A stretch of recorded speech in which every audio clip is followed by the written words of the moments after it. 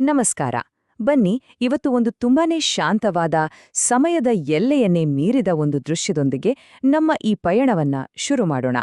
ನೋಡೋಕೆ ತುಂಬಾನೇ ಸರಳವಾಗಿ ಕಾಣುತ್ತೆ ಅಲ್ವಾ ಈ ಚಿತ್ರ? ಆದ್ರೆ ಇದರ ಹಿಂದೆ ಒಂದು ತುಂಬಾನೇ ಆಳವಾದ ಕಥೆ ಅಡಗಿದೆ. ಇಲ್ಲಿ ನೋಡಿ, ಮರದ ಕೆಳಗೆ ಒಬ್ಬರು ಗುರುಗಳು ಮತ್ತು ಅವರನ್ನೇ ಶ್ರದ್ಧೆಯಿಂದ ನೋಡ್ತಿರೋ ಕೆಲವು ವಿದ್ಯಾರ್ಥಿಗಳು. ಪ್ರಕೃತಿಯ ಮಡಿಲಲ್ಲಿ ನಡೀತಿರೋ ಒಂದು ಪಾಠ ಇದು. ಜ್ಞಾನ ಸಂಪಾದನೆಯ ಈ ಒಂದು ಕ್ಷಣವನ್ನ ಕಾಲವೇ ಹೆಪ್ಪುಗಟ್ಟಿ ನಿಲ್ಸಿದ ಹಾಗೆ ಇದೆ ಅಲ್ವಾ? ಎಲ್ಲವೂ ಎಷ್ಟೊಂದು ಸಹಜ, ಎಷ್ಟೊಂದು ಸರಳ.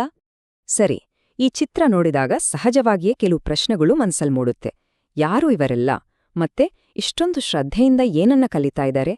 ಈ ಇಡೀ ದೃಶ್ಯದ ಹಿಂದಿನ ಕಥೆಯೇನು? ಬನ್ನಿ, ಇದರ ಹಿಂದಿರೋ ರಹಸ್ಯವನ್ನ ಒಟ್ಟಿಗೆ ಸೇರಿ ಬಿಡಿಸೋಣ. ಹಾಗಿದ್ರೆ ಮೊದ್ಲೇನೇ ಹೆಜ್ಜೆ, ಈ ದೃಶ್ಯದಲ್ಲಿ ಕಾಣ್ತಿರೋ ಈ ಪ್ರಮುಖ ವ್ಯಕ್ತಿಗಳು ಯಾರು ಅಂತ ತಿಳ್ಕೊಳ್ಳೋದು. ಅವರ ಪರಿಚಯ ಮಾಡ್ಕೊಂಡ್ರೇನೆ ಅಲ್ವಾ ಕಥೆ ಮುಂದೆ ಹೋಗೋದು. ಮೊದಲಿಗೆ ನಮ್ಮ ಗಮನ ಹೋಗೋದೇ ಈ ದೃಶ್ಯದ ಕೇಂದ್ರ ಬಿಂದು, ಅಂದ್ರೆ ಆ ಗುರುಗಳ ಕಡೆಗೆ. ಅವರು ಕೂತಿರೋ ಭಂಗಿ, ಅವರ ಮುಖದಲ್ಲಿರೋ ಗಾಂಭೀರ್ಯ, ಅವರ ಬೋಧನಾ ಶೈಲಿ, ಇದನ್ನೆಲ್ಲ ನೋಡಿದ್ರೆ ಗೊತ್ತಾಗುತ್ತೆ ಅವರೇ ಇಲ್ಲಿ ಜ್ಞಾನದ ಮೂಲ ಅಂತ. ನೋಡಿ, ಪ್ರಾಚೀನ ಭಾರತದಲ್ಲಿ ಗುರು ಅಥವಾ ಋಷಿ ಅಂದ್ರೆ ಕೇವಲ ಪಾಠ ಹೇಳಕೊಡೋ ಶಿಕ್ಷಕರಲ್ಲ. ಅವರು ಅದಕ್ಕೂ ಮೀರಿ ಇಡೀ ಜೀವನಕ್ಕೆ ದಾರಿ ತೋರುವ ಮಾರ್ಗದರ್ಶಕರು. ಬರೀ ಜ್ಞಾನವನ್ನಷ್ಟೇ ಅಲ್ಲ, ಅದರ ಜೊತೆಗೆ ವಿವೇಕವನ್ನು ಕಲಿಸ್ತಿದ್ರು. ಶಿಸ್ತಿನ ಜೊತೆ ಸಂಸ್ಕೃತಿಯನ್ನು ಬೆರೆಸಿಕೊಡ್ತಿದ್ರು.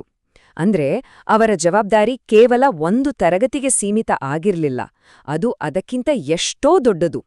ಸರಿ, ಈಗ ಆ ವಿದ್ಯಾರ್ಥಿಗಳನ್ನೊಮ್ಮೆ ನೋಡಿ. ಅವರು ಕೂತಿರೋ ರೀತಿ, ಅವರು ಮುಖದಲ್ಲಿ ಕಾಣ್ತಿರೋ ಆ ಏಕಾಗ್ರತೆ ಮತ್ತು ಗುರುವಿನ ಮೇಲೆ ಅವರಿಗಿರೋ ಆ ಗೌರವವನ್ನ ಗಮನಿಸಿ. ಗುರು ಹೇಳೋ ಪ್ರತಿಯೊಂದು ಮಾತನ್ನು ಎಷ್ಟು ಶ್ರದ್ಧೆಯಿಂದ, ಎಷ್ಟು ಗಮನವಿಟ್ಟು ಕೇಳ್ತಿದ್ದಾರೆ ಅನ್ನೋದು ಅವರ ಮುಖದಲ್ಲೇ ಎದ್ದು ಕಾಣ್ತಾ ಇದೆ. ಇಲ್ಲೊಂದು ಮುಖ್ಯವಾದ ವಿಷಯ ಇದೆ. ಯಾರು ಗೊತ್ತಾ ಈ ವಿದ್ಯಾರ್ಥಿಗಳು? ಇವರು ಸಾಮಾನ್ಯರಲ್ಲ.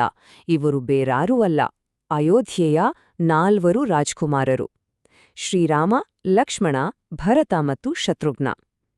ಈ ಒಂದು ಸತ್ಯ ಗೊತ್ತಾದ ತಕ್ಷಣ ಈ ಸರಳ ದೃಶ್ಯಕ್ಕೆ ಒಮ್ಮೆಲೆ ಎಂಥದ್ದು ಒಂದು ಐತಿಹಾಸಿಕ ಮಹತ್ವ ಬಂದ್ಬಿಡುತ್ತೆ ಅಲ್ವಾ? ರಾಜಕುಮಾರರ ಪರಿಚಯ ಆಯ್ತಲ್ಲ, ಹಾಗಿದ್ರೆ ಅವರು ವಿದ್ಯೆ ಕಲಿತಿದ್ದೆಲ್ಲಿ, ಆ ವ್ಯವಸ್ಥೆ ಹೇಗಿತ್ತು? ಬನ್ನಿ, ಈಗ ನಾವು ಪ್ರಾಚೀನ ಭಾರತದ ಆ ಒಂದು ವಿಶಿಷ್ಟ ಶಿಕ್ಷಣ ಪದ್ಧತಿಯ ಬಗ್ಗೆ ಮಾತಾಡೋಣ. ಅದೇ ಗುರುಕುಲ. ಗುರುಕುಲ, ಆ ಹೆಸರಲ್ಲೇ ಇದೆ ನೋಡಿ. ಇದು ಇವತ್ತಿನ ಶಾಲೆಗಳ ತರ ಅಲ್ಲ. ಇದು ಒಂದು ರೀತಿ ವಸತಿ ಶಾಲೆ. ಇಲ್ಲಿ ವಿದ್ಯಾರ್ಥಿಗಳು ತಮ್ಮ ಗುರುವಿನ ಮನೆಯಲ್ಲೇ ಅವರ ಜೊತೆಗೆ ವಾಸ ಇರ್ತಿದ್ರು. ಕೇವಲ ಪುಸ್ತಕದ ಪಾಠ ಅಷ್ಟೇ ಅಲ್ಲ, ಜೀವನದ ಪಾಠಗಳನ್ನು ನೇರವಾಗಿ ಗುರುವಿನಿಂದಲೇ ಕಲಿತ್ಕೊಳ್ಳುವೊಂದು ಅದ್ಭುತವಾದ ಕಲಿಕಾ ಕೇಂದ್ರ ಆಗಿತ್ತು. ಹಾಗಿದ್ರೆ ಗುರುಕುಲದ ಅಸಲಿ ವಿಶೇಷತೆಗಳೇನು?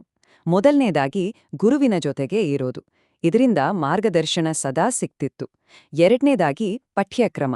ಬರೀ ಪುಸ್ತಕದ ಓದುವಲ್ಲ, ಮನಸ್ಸು, ದೇಹ, ಆತ್ಮ ಮೂರಕ್ಕೂ ಬೇಕಾದ ಶಿಕ್ಷಣ. ಅಷ್ಟೇ ಅಲ್ಲ, ಶಿಸ್ತು ಮತ್ತೆ ಚಾರಿತ್ರ್ಯ ನಿರ್ಮಾಣಕ್ಕೆ ತುಂಬಾನೇ ಒತ್ತು ಕೊಡಲಾಗುತ್ತಿತ್ತು. ಶಾಸ್ತ್ರಗಳ ಜೊತೆ ಜೀವನಕ್ಕೆ ಬೇಕಾದ ಕೌಶಲ್ಯಗಳನ್ನು ಕಲಿಸ್ತಿದ್ರು. ಒಟ್ಟಿನಲ್ಲಿ ಹೇಳೋದಾದ್ರೆ ಇದು ಒಬ್ಬ ವಿದ್ಯಾರ್ಥಿಯ ಸಂಪೂರ್ಣ ವ್ಯಕ್ತಿತ್ವವನ್ನೇ ರೂಪಿಸೋ ಒಂದು ಅದ್ಭುತ ವ್ಯವಸ್ಥೆಯಾಗಿತ್ತು. ನೋಡಿ, ಈ ಗುರುಕುಲ ಅನ್ನೋ ಶಿಕ್ಷಣ ವ್ಯವಸ್ಥೆಯೇ ಒಂದು ಅಸಾಧಾರಣವಾದದ್ದು. ಆದ್ರೆ ಈ ಒಂದು ದೃಶ್ಯವನ್ನ ಇನ್ನಷ್ಟು ಮುಖ್ಯವಾಗಿಸೋದು ಇಲ್ಲಿರೋ ವಿದ್ಯಾರ್ಥಿಗಳಲ್ಲಿ ಒಬ್ರು. ಯಾಕಂದ್ರೆ ಅವರು ಮುಂದೊಂದು ದಿನ ಇತಿಹಾಸದ ಗತಿಯನ್ನೇ ಬದಲಾಯಿಸೋ ಮಹಾನ್ ವ್ಯಕ್ತಿಯಾಗ್ತಾರೆ. ಹೌದು, ನಾವೀಗ ನೋಡ್ತಿರೋ ಈ 4 ರಾಜಕುಮಾರರಲ್ಲಿ ಒಬ್ರು ಮುಂದೆ ಇಡೀ ಜಗತ್ತೇ ಕೊಂಡಾಡೋ ಒಬ್ಬ ಮಹಾನ್ ನಾಯಕನಾಗ್ತಾರೆ. ಅವರ ಆ ಭವ್ಯ ಭವಿಷ್ಯದ ಅಡಿಪಾಯ ಬೀಳ್ತಿರೋದೇ ಈ ಮರದ ಕೆಳಗೆ, ಈ ಗುರುಕುಲದಲ್ಲಿ. ಆ ನಾಯಕ ಬೇರಾರೂ ಅಲ್ಲ, ಸಾಕ್ಷಾತ್ ಮರ್ಯಾದಾ ಪುರುಷೋತ್ತಮ ಶ್ರೀರಾಮ.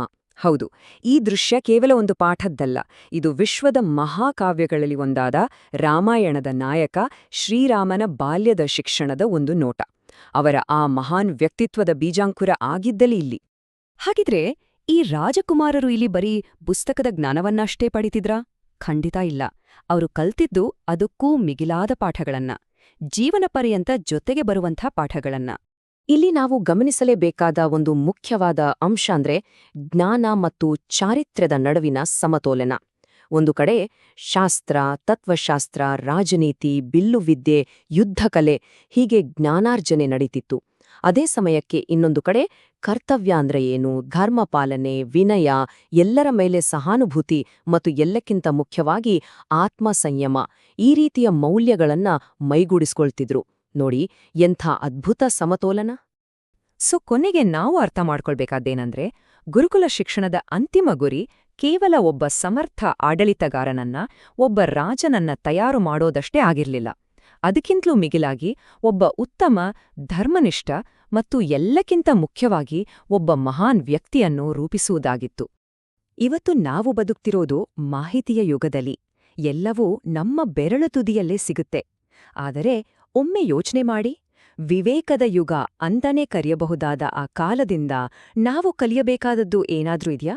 ಜ್ಞಾನದ ಜೊತೆಜೊತೆಗೆ ಮೌಲ್ಯಗಳನ್ನ, ನಮ್ಮ ಚಾರಿತ್ರ್ಯವನ್ನ ಹೇಗೆ ಬೆಳೆಸ್ಕೊಳ್ಬೇಕು ಅನ್ನೋದರ ಬಗ್ಗೆ ಅವರಿಂದ ನಾವು ಏನನ್ನಾದ್ರೂ ಕಲಿಯಬಹುದೇ? ಇದು ಖಂಡಿತವಾಗಿಯೂ ನಾವು ಆಲೋಚನೆ ಮಾಡ್ಲೇಬೇಕಾದ ಒಂದು ಪ್ರಶ್ನೆ.